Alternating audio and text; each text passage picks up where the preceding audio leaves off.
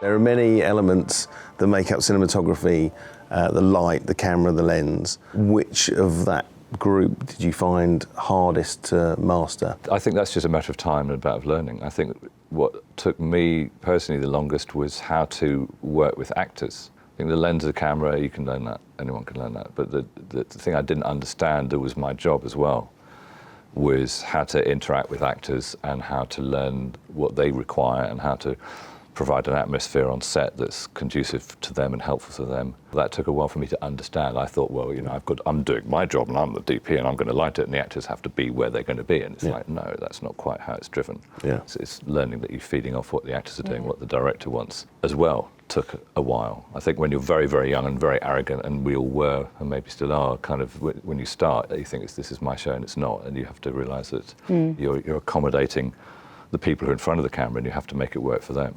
I think for me it's always been the same thing, because I still haven't mastered it, and every job is the same, and it's with the VFX elements of cinematography, because there's something about VFX supervisors, when you're talking to them about something, they will say, they immediately put me, even if I know it, and I've done it so many times, a particular thing, they'll say, are you doing it like that? And immediately I go, oh, so I've made a mistake, I'm not doing it right, or whatever, and I'm immediately put on the back foot. Even with VFX supervisors I like and get on with, every single job's the same, so I'm sure I will never get it, because it moves too fast and I'm not technical enough. So that's the one thing I haven't mastered yet. But Orson Welles would do that, you know, when he was acting he'd be brought in to act on a piece of work, and everyone knew that this guy was a legend, you know, Citizen Kane when he was 25, and he'd do it deliberately. I think maybe they do, because he'd walk on set and he'd look at the camera and he'd look at the director and look at the camera and said, "You're going to put it there, are you?" Yeah. And he probably didn't have a better place to put it either. Actually, he wanted the director to say, "Yes, I am Orson, and you're going to be over here, and this is how we're going to do it." But you know, it just sent everyone into a disarm everyone. I mean, the VFX supervisor on a job I did recently, and I lit it in a very specific way through this Windows. But I honestly did it because it worked for the mood of the scene, but I just thought it was going to look cool, it was going to look interesting. And then he did that just before we went for a take, and there was a tiny VFX element in it, but it had nothing to do with the daylight coming through the window. And he said, "Oh, so you're doing it like that?" And so immediately I'm thinking, "Oh God, I've done it. What is he talking about? Is there something I've missed or whatever?" So then I thought about it, and I came back and I went, "Well, actually, what it is, there's a building outside. There isn't a building outside. There's a building outside, and the sun's above there, and that's what's that bit's open there and that bit's darker there." And it wasn't what he was asking, but they immediately put you on the back foot because they live in a slightly different world. So I haven't mastered that at all. I can tell you how to deal with that. How? Is you tell them, no, that's your job. You tell me where you want me to put the camera and I'll put it.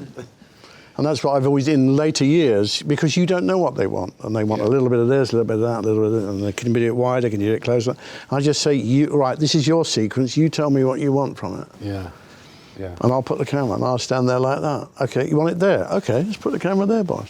Yeah. I don't see how you can encompass everything that goes on in the VFX world. I can't. It changes by the second. I can't. I mean, with me now, in my stage of the career, it's LED lighting. I mean, you know, until 2006, I'll be shooting on film with tungsten. Yeah. Now suddenly I'm having to learn all these different, you know, is it going to be bright enough? But also by the same token, Phil, you don't have to. I still, every time I'm asked to write an article about anything, I still bang on about using tungsten lights because, and you go to the BSC and none of them look like tungsten lights to me. You know, I use them, but if I shoot most of my stuff as period, so I still use tungsten lights and I'm going to keep using them until someone tells me to stop. I think in answer to the question, the most difficult thing to learn for me, I suppose, was lighting big sets. Because I think you start off, I don't know about everybody else, but I started off with a 100-foot black and white loading Bolex H16 camera, shooting in daylight. That's all I did. But I learned about composition, I learned about camera movement. I also edited the film as well, so I learned a lot about editing. But when you start to move into the real job, where you're being paid to do it, you're now into being lights in. And then I started doing interviews with people, backlight, like you're doing here, backlight, fill light, and all the rest of it. So that becomes easy. And then someone says, well, tomorrow it's the inside of the Albert Hall, you know.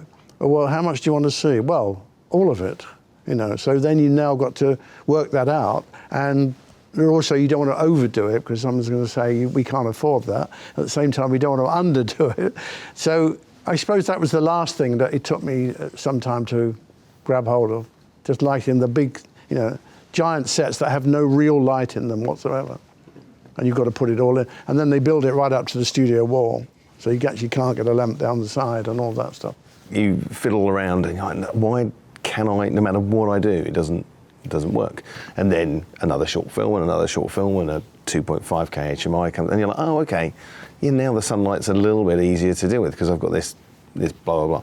And eventually you then amass a kind of, I guess, a mental photometric of every lamp you've ever used to be, right, I know with this size of window or this scale of set that the spread of this lamp, blah, blah, blah, what is quarter grid going to do in front of it? What's a 12 by 12 going to do in front of it? And so for me, I guess that's the reason why the mastery of the craft takes a lifetime, because the inventory is evolving.